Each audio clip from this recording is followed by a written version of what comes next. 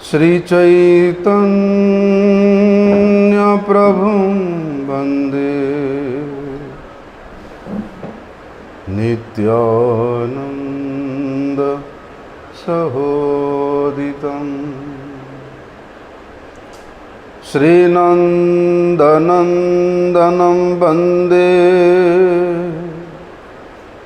राधिका चरणद्वयम्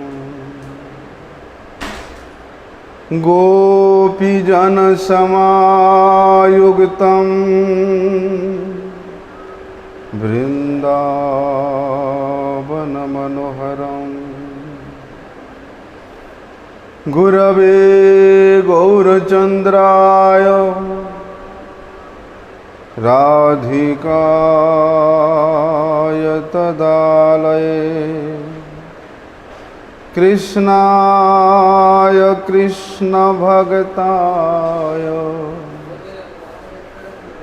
तद्भक्ताय नमो नमः। वाञ्छाकल्पतरुर्भ्यश्च कृपा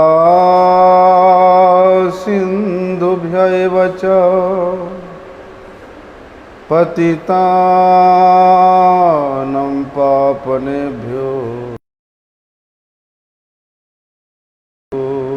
नमो नमः। पतितपावन परम करुणामय परम आराध्यतम गुरुपाद पद्म नित्यलीला प्रविष्ट ओम विष्णुपाद परमहंस परिव्राजकाचार्य अष्टोत्तर शत श्री श्रीमत् शिल भक्ति वल्लभ तीर्थ गोस्वामी गुरु महाराज जी के श्री चरण कमल में अनंत कोटि साष्टांग दंडवत प्रणाम करते हुए उनकी अहेतु की कृपा प्रार्थना करता हूँ। परम आराध्यतम शिक्षा गुरुपाद पद्म नित्यलीला प्रविष्टम विष्णुपाद परमहंस शिल भक्ति विज्ञान भारती गोस्वामी महाराज के चरण कमल में अनंत कोटि साष्टांग दंडवत प्रणाम करते हुए उनकी अहेतु की कृपा प्रार्थना।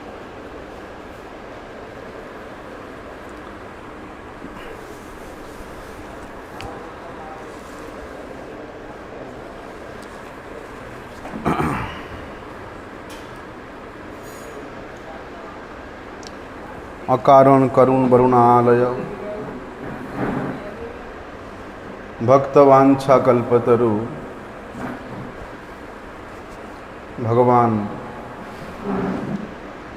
नंद नंदन श्री कृष्ण की अशेष कृपा से उन्हीं के ही परम प्रिय पार्षद श्री प्रबोधानंद सरस्वती पाद जी के द्वारा विरचित श्री वृंदावन महिमामृत ग्रंथ के माध्यम से वृंदावन के सुमधुर माधुरिमा को श्रवण करने का परम सौभाग्य प्राप्त हो रहा है। आज भी इस वृंदावन के अशेष वैभव को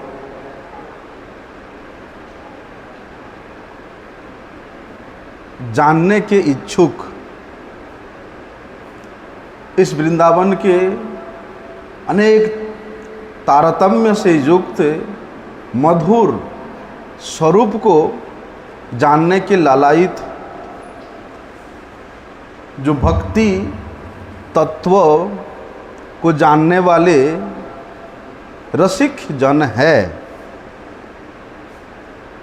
वे प्रत्यक्ष रूप से इस वृंदावन को दर्शन करते हैं, इस वृंदावन के लीला को अनुभव करते हैं। तो इस प्रकार वृंदावन के रज के महिमा को अनुभव किया हुआ कोई रसिक संत का संगति मिल जाए, सानिध्य मिल जाए, तो वे संत, वे महात्मा, वे रसिक जन उस अनुगत जन को अवश्य ये वृंदावन के रज की महिमा अवगत करा देते हैं, क्योंकि वे नित्य निरंतर उस रज के महिमा को, उस धाम के परम वैभव को वो देख रहे हैं। जिस प्रकार एक अंधा व्यक्ति दूसरे अंधे व्यक्ति को कतई वो सही लक्ष्य पे नहीं पहुंचा सकता,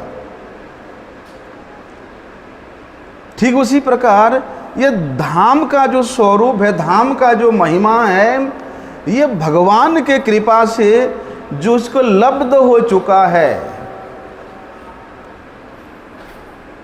ऐसे लब्धानुभूति प्राप्त संत के संगति से केवल ये संभव है, उस धाम के स्वरूप को हम लोग देख सके, दर्शन कर सके। बोलते हैं जिस वैभव को, इस धाम के वैभव इतना अनंत है, इस धाम के वैभव को लक्ष्य करके वहाँ पर हरिवंश पुराण में वर्णन है, जब देवराज इंद्र भगवान गोविंद का यहाँ गिरिराज जी के ऊपर अभिषेक करते हैं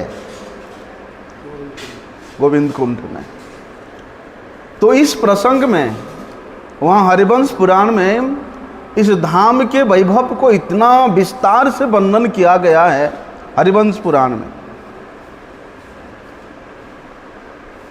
बोलते हैं जिस प्रकार स्वयं भगवान के श्री विग्रह भगवान श्री कृष्ण जिस प्रकार से सर्वव्यापकता है,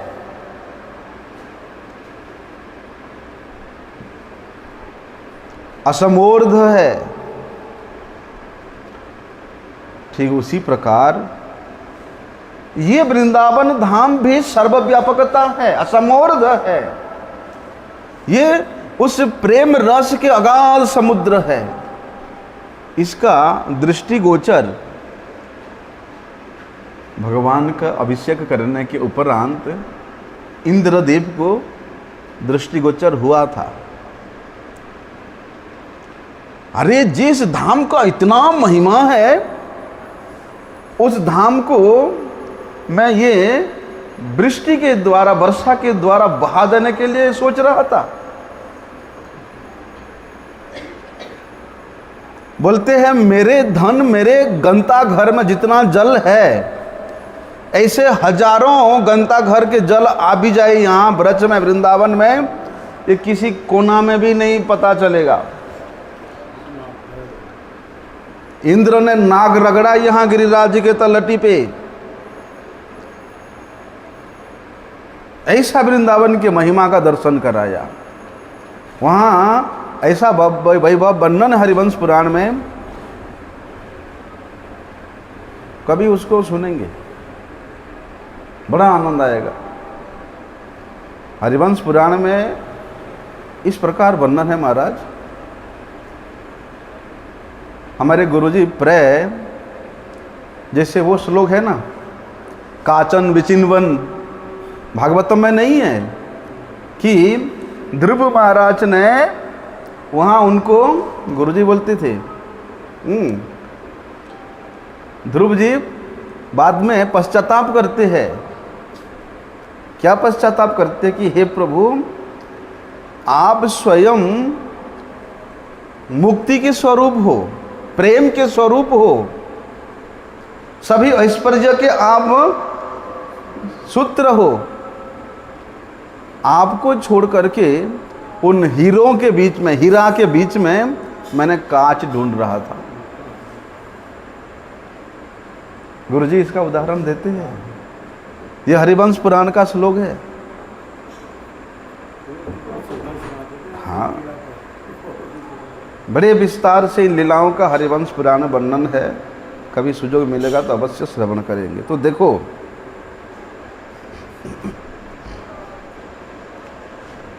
इस वृंदावन के जो प्रकाशमय वैभव है, उस वैभव को अनुभव करके, उस वैभव का दर्शन करके, उस वैभव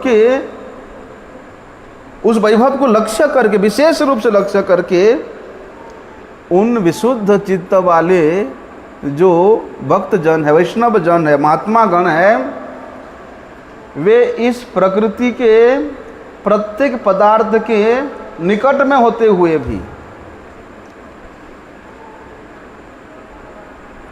बोलते वृंदावन धाम के महिमा को दर्शन करने के बाद, श्रवण करने के बाद, वे इस प्रकृति के जो 8 प्रकार के आवरण है, उन आवरणों से परिपूर्ण रूप से मुक्त होकर के वे उस नित्य महावैकुंठ के में, नित्य महावैकुंठ से ऊपर में विराजमान जो ये ब्रजधाम है, ये जो वृंदावन है, उसका वे दर्शन करने में परम समर्थ होते हैं। और वो महावैकुंठ के ऊर्ध्व भाग में जो वृंदावन विराजमान है और इस भवमंडल में जो वृंदावन विराजमान है, उसमें किसी प्रकार का कोई पार्थक्य नहीं है। अरे जिस वृंदावन को अनुभव करने के लिए, जिस वृंदावन को दर्शन करने के लिए मुनिगण, महात्मा गण हजारों वर्ष तक तपस्या करके भी उसको प्राप्त नहीं कर सकते, उसको अपने ध्यान में केंद्रीभूत नहीं कर सकते, भगवान ने कृपा करके उस नित्य वृंदावन को यहाँ प्रकट किया है। ये वृंदावन का आश्रय लेने मात्र से वे वृंदावन अपना स्वरूप उसके हृदय में प्रकाशित कर देते हैं। इसलिए ये वृंदावन में जितने भी लीला भूमि है, ये क्या होता है, लीलाओं के अनुसार ये विस्तृत हो जाता है, संकुचित हो जाता है। ब्रह्मा जी ने यहाँ तक वर्णन किया कि सहस्रपत्र कमलम गोकुलाक्ष महत्पदम, बोलते हजारों पखुड़ियों से परिवेष्टित कमल फूल सदृश ये वृंदावन है। और एक एक पंखुड़ी इसके 1000 योजन विशिष्ट है।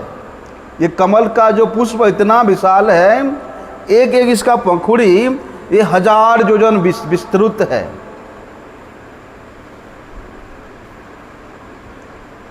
लीला के तारतम्य के अनुसार ये कभी संकुचित हो जाते हैं तो कभी विस्तृत हो जाते हैं, कभी व्यापक हो जाते हैं तो कभी अव्यापक हो जाते हैं। उसी भाव को धारण करती हुई ये वृंदावन हमेशा भगवान के लीला को प्रकट करती रहती है, भगवान के लीला को अपने हृदय में धारण करती रहती है।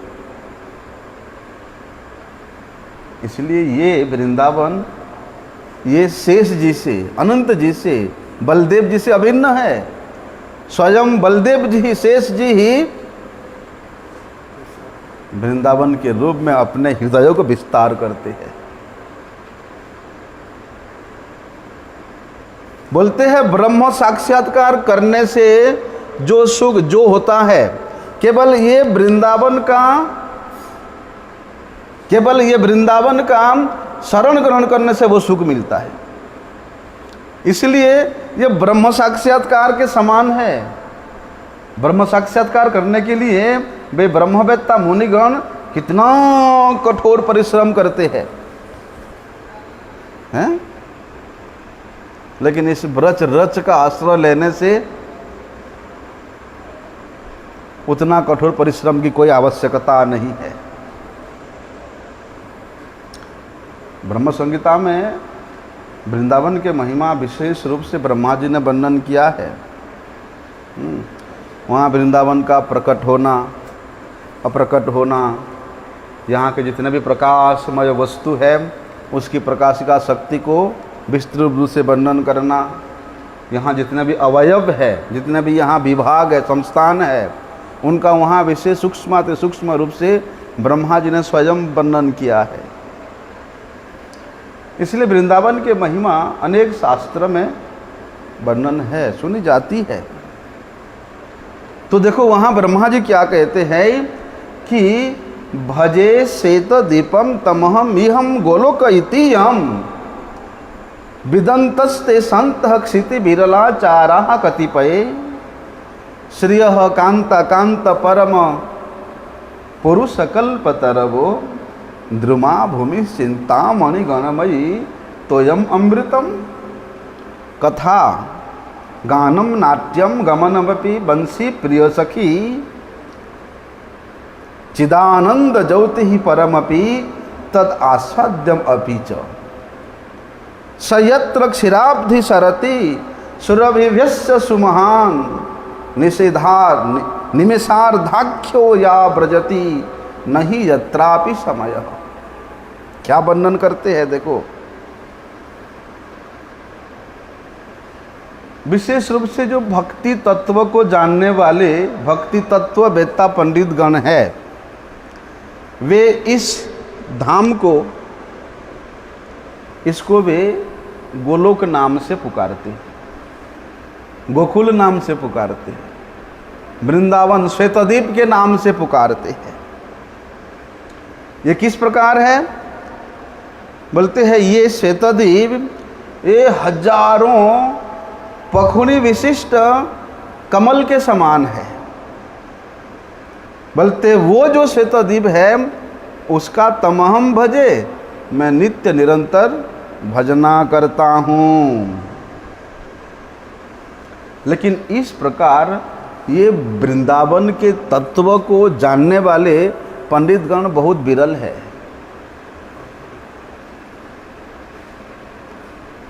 पांडित्यता से, विद्वता से, ज्ञान से इस वृंदावन के महिमा को नहीं जान सकते। भगवान ने कृपा करके ब्रह्मा जी को जनाया, भगवान ने कृपा करके इंद्र को दिखाया, भगवान ने कृपा करके, राधा रानी ने कृपा करके उद्धव को दिखाया। और स्वयं राधा कृष्ण अभिन्न तनुभृत श्री गौरांग महाप्रभु ने कृपा करके श्री प्रबोधानंद सरस्वती पाद के हृदय में इस वृंदावन के महिमा को प्रकट कराया। इसलिए वृंदावन के तत्व को जानने वाला पंडित बड़े ही विरल है, बहुत कम है। इसलिए इस भूमंडल में ये वृंदावन के महिमा का प्रचार बहुत कम है। भले क्यों नहीं होगा, सभी लोग जो है ना अपना कीमती सामान को छुपा करके रखते हैं, नहीं बोलते। पत्नी भी अपने पति को नहीं बोलेगा कि मेरे पास ऐसा कीमती सामान है, हैं? अरे वृंदावन का महिमा बोलते ये प्रेम संपदा है। यहाँ के एक एक कण ये रत्न स्वरूप है। किस प्रकार के रत्न स्वरूप? चिंतामणि स्वरूप है। यहाँ के एक एक वृक्ष कल्पलता है। तो इतना ये वैभव से संपन्न है, तो ऐसे ही किसी को मिल जाएगा? बोलते वृंदावन के महिमा को श्रवण करने के लिए भी परम सुकृति होना चाहिए। थोड़े मोड़े सुकृति विशिष्ट व्यक्ति इस वृंदावन के महिमा को श्रवण करने के लिए लालायित नहीं हो सकता। तो वहां क्या वर्णन करते हैं कि श्रियः कांता कांतः परम पुरुष कल्पतरवो। बोलते हैं यहाँ पर इस गोलोक में, जो इस वृंदावन में जो ब्रज गोपीगण है वो किस प्रकार है? वे लक्ष्मी स्वरूप है। बोलते एक लक्ष्मी को संतुष्ट करने के लिए, एक लक्ष्मी को संतुष्ट करने के लिए कितना कुछ करना पड़ता है, लेकिन यहाँ तो करोड़ों लक्ष्मियाँ हैं। लक्ष्मी में शतसहस्र संभ्रम सेव्यमानम। यहाँ तो भगवान गोविंद के सेवा में हजारों लाखों लक्ष्मियाँ नियुक्त है, करोड़ों लक्ष्मियाँ नियुक्त है। वहाँ तो केवल एक लक्ष्मी भगवान का सेवा में नियुक्त है। देखो कितना, मतलब यहाँ के वैभव कितना होगा, ऐश्वर्य कितना होगा। और यहाँ पर कांत जो है वो एकमात्र परम पुरुष भगवान श्री कृष्ण है। वे ही एकमात्र वे ही सेव्य वस्तु है। एक ही वे मात्र भोक्ता है, वे ही एकमात्र कांता है। और कहते हैं यहाँ पे जितना भी वृक्ष है, ब्रह्मा जी कह रहे हैं कि कल्प तरव हो, प्रत्येक वृक्ष कल्प वृक्ष है। जिस वृक्ष के आश्रय लेकर के आप जो भी कल्पना करोगे वो प्राप्त हो जाएगा। लेकिन जो बुद्धिमान व्यक्ति है क्या कल्पना करेगा?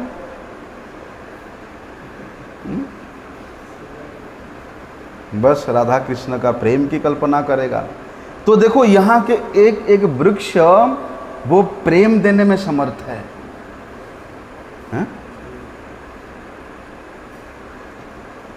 प्रेम देने में समर्थ है। तो यहाँ के वृक्ष का कितना महिमा है, विचार करके देखो।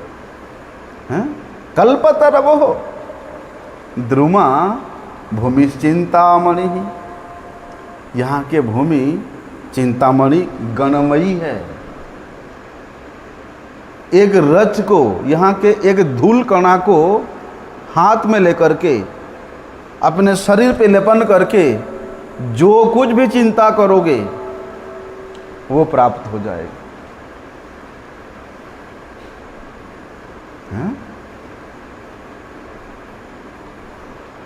इसलिए भैया कुछ लोग देखता हूं जहां इच्छा वहां थूक देते हैं, कतई नहीं थूकना चाहिए ऐसा।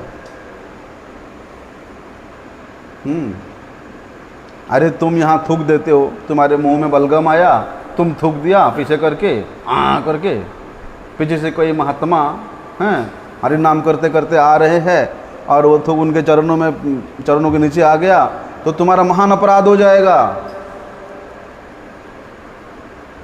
गिरिराज के परिक्रमा में देखा हमने, लोग जो है बीड़ी पीते पीते चलेंगे, हैं सिगरेट पीते पीते चलेंगे। अरे तुम्हारे पीछे कोई महात्मा परिक्रमा कर रहे हरि नाम करते करते, वो बदबू उसके नाक में जाएगा उनके, तो तुम्हारा अपराध हो जाएगा।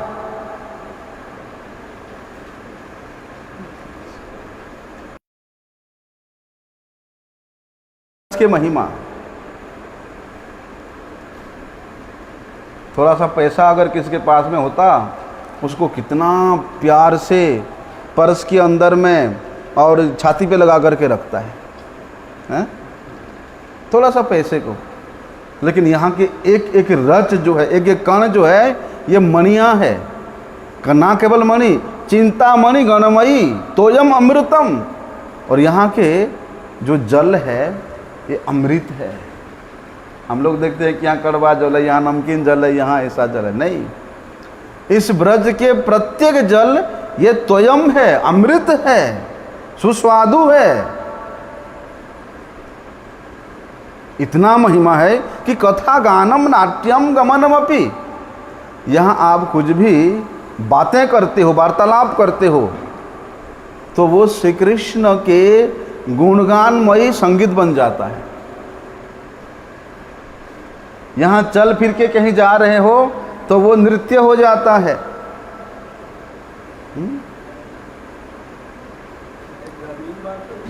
हैं?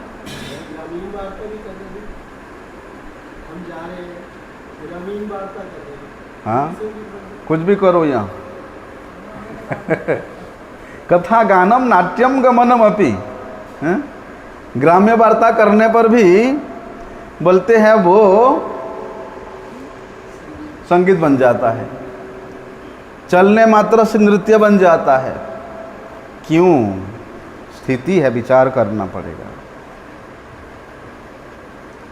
कि वे या इस ब्रज के रज के महिमा को जानने वाला व्यक्ति के हृदय में जब ब्रज के महिमा इतना अद्भुत रूप से प्रकाशित हुआ है, तो वे व्यक्ति यहाँ क्या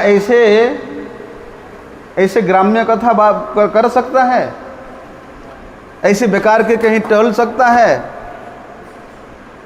मतलब ब्रज के महिमा को जानने के उपरांत उसके मुख से तो यहाँ पर सिर्फ कृष्ण कथा, कृष्ण कीर्तन ही निकलेगा। इसलिए उस वृंदावन की बातें हो रहा है। जब हमारा चित्त वृत्ति शुद्ध हो जाता है, पवित्र हो जाता है, इंद्रियों की वृत्ति इस धाम के सेवा के प्रति उन्मुख हो जाता है, तब इस शरीर का वृत्ति भी उस प्रकार का बन जाता है जिस वृत्ति को अवलंबन करके वे यहाँ कुछ भी करे वो भजन हो जाता है, तपस्या हो जाता है। बल्कि यहाँ सोने मात्र तपस्या हो जाता है। लेकिन उसका सोना मतलब क्या है? कि वो सोते हुए भी वे वृंदावन के रज के महिमा को अनुभव कर रहा है। इस वृंदावन के गली गली में, यहाँ के वन वन में वे श्री कृष्ण लीला का दर्शन कर रहा है, तभी तो वो तपस्या। और क्या कहते, बंसी प्रिय सखी। यहाँ सबसे प्रिय सखी क्या है? बंसी की सुमधुर तान। और कहते हैं कि यहाँ के किसी भी वृक्ष में जाकर के आप ऐसे कान लगाओ, यदि आपका हृदय पवित्र है तो आपको श्री कृष्ण के मुखार बिंदु को चुम्बन करती हुई वे बांसुरी की सुंदर शब्द सुनाई देगा। यहाँ के भूमि पे कान लगा के देखो, यहाँ के भूमि पे अपने कान को इस प्रकार लगा के देखो, एक एक कान से श्री कृष्ण के बंसी निनाद की ध्वनि सुनाई देगा। लेकिन वो स्थिति को प्राप्त करना पड़ेगा। इसीलिए क्या कहते हैं वहाँ पर, यहाँ पर जितने भी ये प्रकाशमान वस्तु है, ये चिदानंद स्वरूप है। जैसे कि इस भौमंडल का सूर्य दोपहर में इतना ताप देती है कि आप 5 मिनट भी खड़े नहीं हो सकते हो, लेकिन इस वृंदावन का जो सूर्य है वो कभी हमेशा शीतलता रहती है, कभी किसी को ताप नहीं देती है, असह्य नहीं होती है। यहाँ के चंद्रमा ये कलंक रहित होती है, बल्कि पूर्ण कलाओं से परिपूर्ण होती है। क्योंकि भगवान भी कहते हैं कि न तद भासयते सूर्य न शशांक न पावक, यद गत्वा न निवर्तन्ते तद धाम परमम मम।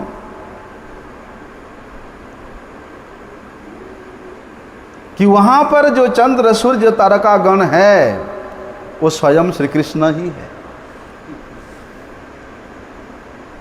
श्री कृष्ण है तभी तो वे चिदानंदमय है, श्री कृष्ण है तभी तो वे आनंदमय है। बोलते उस वृंदावन धाम के जो आलोक है, जो प्रकाश है, उस प्रकाश का जो पुंजीभूत स्वरूप है वो है ब्रह्म, जिसको ब्रह्म साक्षात्कार कहते हैं। वो है ब्रह्म साक्षात्कार।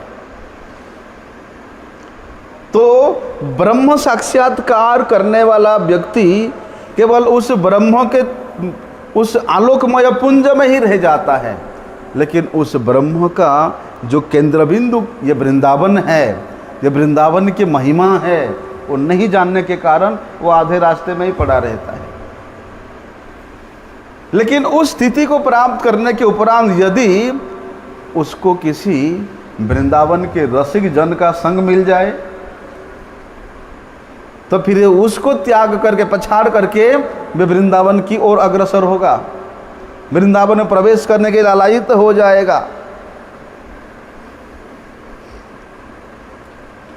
बोलते हैं यहाँ के जो गौएं हैं वे नित्य निरंतर वे बंसी ध्वनि श्रवण करती है, और बंसी ध्वनि श्रवण करने मात्र से ही वे गौएं अपने थन से दूध निर्झरित करते हुए एक क्षीर समुद्र बना देती है, धोना नहीं पड़ता।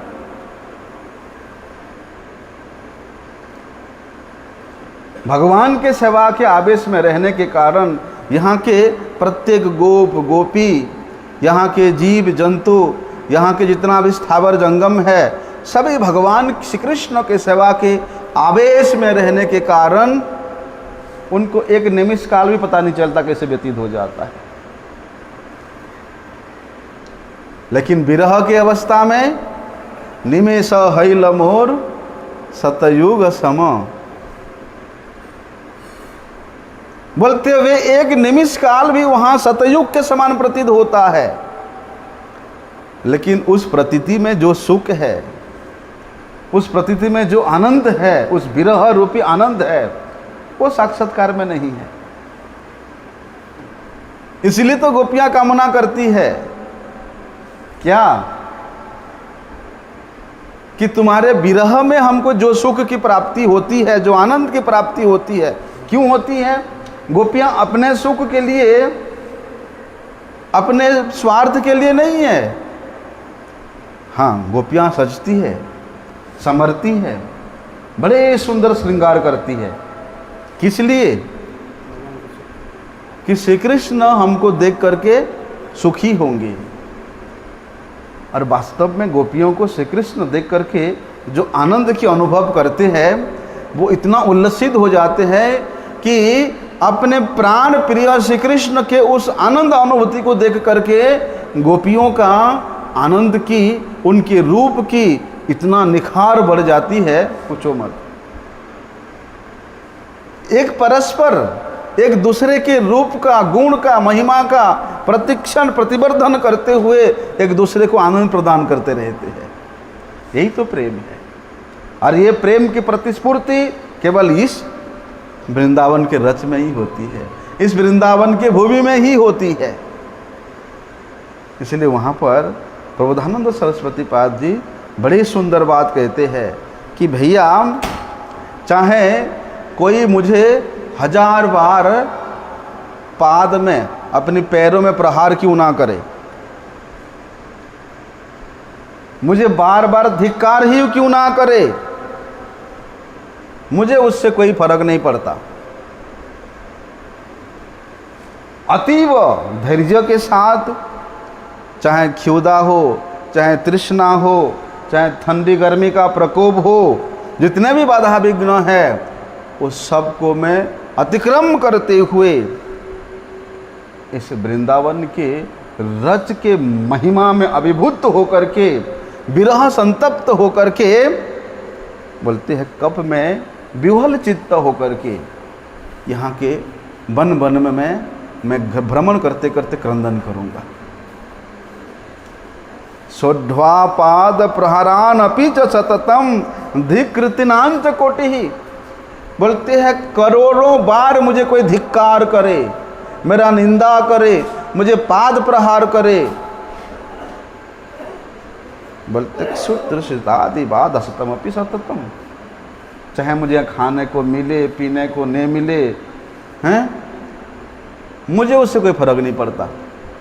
चाहे कितना ठंडी पड़े, कितना गर्मी पड़े, उससे मैं विचलित नहीं होकर के बस इस वृंदावन के रच में ही पड़ा रहूं, वृंदावन भूमि में पड़ा रहूं, बस यहाँ पड़े पड़े हा राधे हा कृष्ण, हा राधे हा कृष्ण, इस प्रकार करते करते मैं अपना जीवन व्यतीत करूं। किस प्रकार से व्यतीत करें? बोलते हैं विकलो, अत्यंत विकलो चित्त होकर के। विकल चित्त कब होता है? जब कोई वस्तु, कोई श्रेष्ठ वस्तु, कोई प्रिय पात्र के वस्तु प्राप्त करने के लिए हम लोग अथक प्रयास करते हैं, लेकिन उसके बाद भी प्राप्त नहीं होता है, तब हमारा हृदय विकल हो जाता है, हैं? और इस विकलता के स्थिति में जो दीनता आती है, जब सारी प्रयास उसका धूलिसात हो जाता है, सब चेष्टा बेकार हो जाता है, तब बेचारा हाथ खड़ा कर देता है, विकल हो जाता है, अकिंचन हो, शरणागत हो जाता है। क्या ऐसा कभी मेरा समझ आएगा? ऐसा विकल क्रंदन करके अकिंचन होकर के मैं इस वृंदावन के रज में पड़ा रहूं? देखो, अद्य सोवाजस्य दिदम कुदेहम सर्वे भोग्या जंति तत्र स्थिते अपि तस्मात् सौख्य भाषा उचेर विभाति नित्यानंदे नंद वृंदावनांतो। कितनी सुंदर बात कहते हैं। बोलते हैं अद्य वा जस्यादिदम कुदेहम, ये जो शरीर है ये क्या है? कुदेह है, कुसंस्कार युक्त देह है। कुदेह क्यों कहा? यदि इस देह को, इस शरीर को हम शरीर संबंधी वस्तुओं के लिए लगा दें तो वे कुदेह है। तो सरस्वती पाद जी, प्रबोधानंद पाद जी, वे अपने धन्यता प्रकाश करते हुए कह रहे हैं कि ये शरीर से मैंने ना जाने क्या क्या नहीं किया। तो ये शरीर का देहपात तो कभी ना कभी होगा। अब देवा आद्य सताम ते प्राणिनाम मृत्युनाम ध्रुव, आज हो या 100 साल बाद हो, प्रत्येक देहधारी व्यक्ति का मृत्यु अवश्यंभावी है, मरना ही पड़ेगा, है? मरना ही पड़ेगा। यहाँ सर्वे भोगा संति ही सर्वे भोगा जानती तत्र स्थिते अपि। या ये शरीर रहते रहते वो जितना भी संसार की भोग्य वस्तुओं को भोग किया है, उससे भला उसको क्या लाभ हुआ है? कोई लाभ नहीं हुआ। लेकिन जिस प्रकार सपने में कोई व्यक्ति बोलते रथ में बैठ कर के वो स्वर्ग में घूम रहा है, सपने में, सपने का सुख कितना होता है, क्षणस्थायी सुख है, और वो भी असत सुख है। उसी प्रकार इस देह के द्वारा भोगा हुआ ये संसार के जितना भी भोग है वो सब असत्य है, क्षणस्थायी, सपने के मापी है। इसलिए क्या बोलते हैं वहाँ पर, इस पार्थिव शरीर के द्वारा जितने भी पार्थिव वस्तुओं का वे सुख भोग करता है वो केवल सुख का आभास मात्र है, वास्तविक सुख नहीं है। तो वास्तविक सुख कहाँ मिलेगा? हम बोलते हैं नित्यानंदे नंद वृंदावनंते। ये जो वृंदावन है ये नित्य आनंद स्वरूप है, और वहाँ पर उस नित्य आनंद स्वरूप वन में बोलते आनंद कंद भगवान नंद नंदन श्री कृष्ण नित्य विहार करते हैं। इसलिए उस वृंदावन का आश्रय लेने मात्र से एक तो तुमको नित्य आनंद स्वरूप ब्रजधाम की प्राप्ति होगी, और उस नित्यानंद स्वरूप ब्रजधाम में आनंद कंद भगवान अपनी सखाओं के साथ, सखियों के साथ, ब्रजवासियों के साथ, भक्तों के साथ, गौओं बछड़ों के साथ जो मधुराति मधुर लीला कर रहे हैं उसका भी आस्वादन करने का सुख प्राप्त होगा। जो सुख सर्वोत्तम सुख है, सर्वश्रेष्ठ सुख है, उससे बड़ा सुख और कुछ हो ही नहीं सकता है।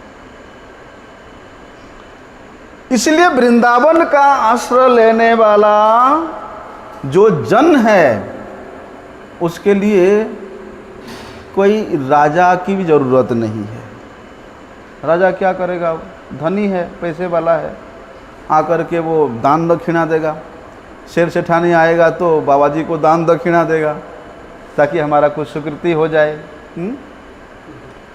तो प्रबोधानंद जी कहते हैं कि वृंदावन का जो एकांत भाव से आश्रय ले लिया उसको इस जगत के छोटे मोटे वे सेठ सेठानी का बात तो छोड़ो, राजाओं की बात तो छोड़ो, बोलते साक्षात मुक्ति देवी भी आकर के हाथ जोड़ करके प्रार्थना करे कि हे वृंदावन एकांत आश्रयी जन, कृपा करके मुझे भी ग्रहण करो, मैं मुक्ति देवी हूँ।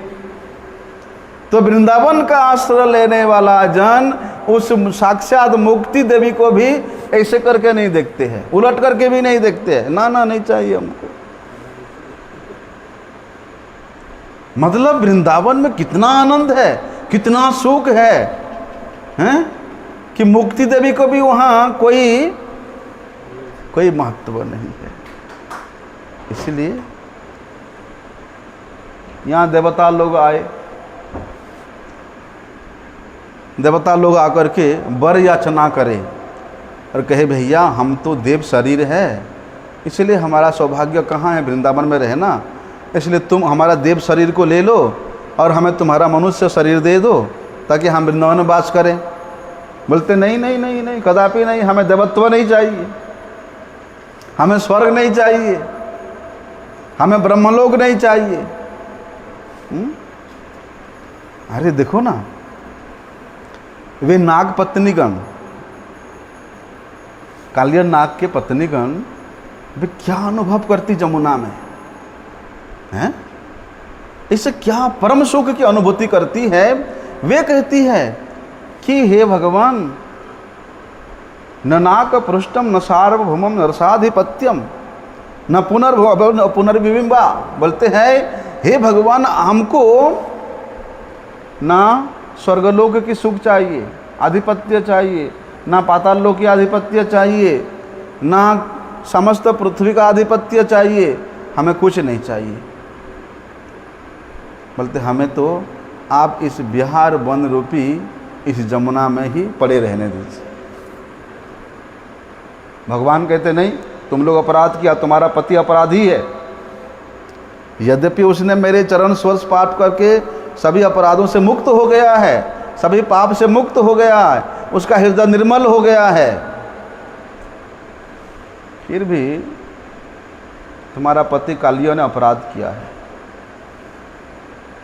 क्या अपराध किया है? बोलते मेरे जो प्रियजन है उन ब्रजवासियों को सताया है इसने, उनको कष्ट दिया है इसने, इसलिए भगवत प्रियजनों को कष्ट देने वाला व्यक्ति का वृंदावन में रहने का अधिकार नहीं है। और यहाँ के तो प्रत्येक जीव राधा रानी के ही निजजन है, यहाँ के प्रत्येक विभूति श्रीमती राधा रानी का ही विभूति है। तो यहाँ यदि हम लोग बंदर को पकड़ेंगे, मारेंगे, पीटेंगे, अरे ये बंदर आके खा जाता, ये करता, वो करता, हाँ? नहीं रह सकते वृंदावन में।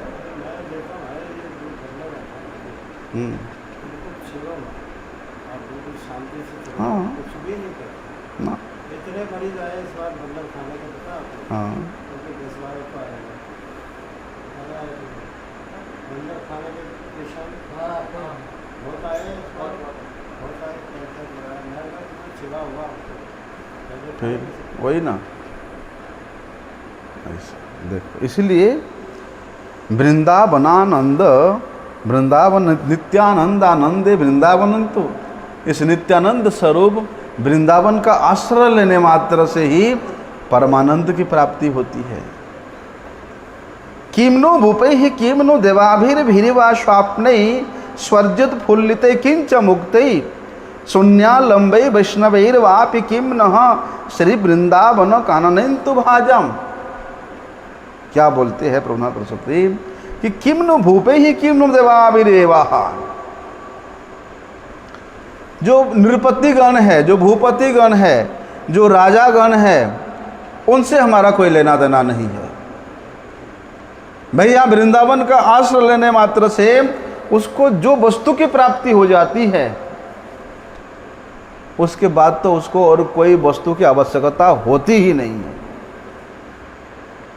हम लोग देखते हैं, अरे ये महात्मा लोग देखो एक लंगोटी पहन करके इतनी ठंडी में कैसे कुटिया में पड़ा हुआ है, दया आता कि जा करके थोड़ा कुछ गर्म कपड़े दे दें, हैं? नहीं, उनको प्रयोजन ही नहीं है। वृंदावन का आश्रय लेने मात्र से त्रिताप दग्ध उनको परिपूर्ण रूप से मुक्त हो जाते हैं। त्रिताप उनका कुछ नहीं कर पाता है। और त्रिताप का जो ज्वाला है ये केवल इस प्रकृति को ही कराती है, वृंदावन में उसका अधिकार नहीं है। ठंडी लग रहा है, गर्मी लग रहा है, हैं? भूख लग रहा है, प्यास लग रहा है, अरे जो नित्य चिन्मय भूमि है वहाँ पर इस प्रकार प्राकृतिक विकार हो सकता है? कदापि नहीं हो सकता प्राकृतिक विकार।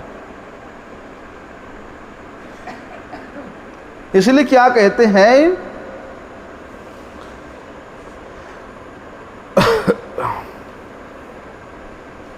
जो वैष्णवगण इस वृंदावन का आश्रय ले लिया, उसके जीवन के सर्वमूल्य संपत्ति उसको प्राप्त मिल गया। उसको और कोई वस्तु की, कोई जन की, कोई धन की कोई आवश्यकता नहीं है। तो कहते हैं संसर्वेशाम प्रयासेन दात्री द्वित्रे कांति प्रेम मात्रे कपात्री आनंदात्मा शेष सत्वा निधात्री श्री वृंदावनद भो मैं अंधस्य धात्री। क्या कह रहे हैं कि ये वृंदावन यहाँ आकर के सुख की अन्वेषण करना नहीं पड़ता। क्यों? क्योंकि ये अनायास में बिना प्रयास किए आश्रय लेने वाला को सभी प्रकार के सुख विधान कर देती है। क्या सुख चाहिए? क्या सुख चाहिए? अच्छा खाना, अच्छा रहना, अच्छा पहनना, ये सुख। बोलते इससे ऊपर उठने के बाद ही वृंदावन का आश्रय होता है। अर्थात आत्मा को परमात्मा के साथ जो संबंध है, वो संबंध जागृत होने के बाद उसको जो सेवा की प्राप्ति होती है और वो सेवा के माध्यम से उसको जो सुख की अनुभूति होती है, महाराज वो सुख त्रिलोकी में कहीं भी नहीं है, जिसको सेवा सुख कहते हैं। वे सेवा करने वाला व्यक्ति सभी प्रकार के सुख का अनुभव कर लेता है। इतना आनंद है भगवान के सेवा में।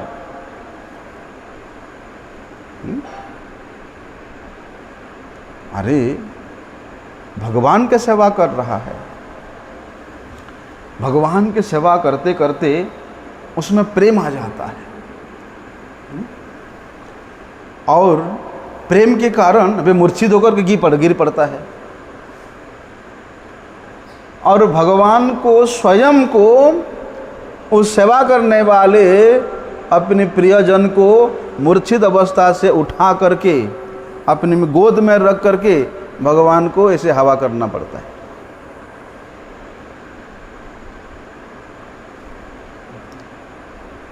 जब वो मूर्छा दूर होकर के ठीक होते हैं, वे अपने आप को धिक्कारते हैं।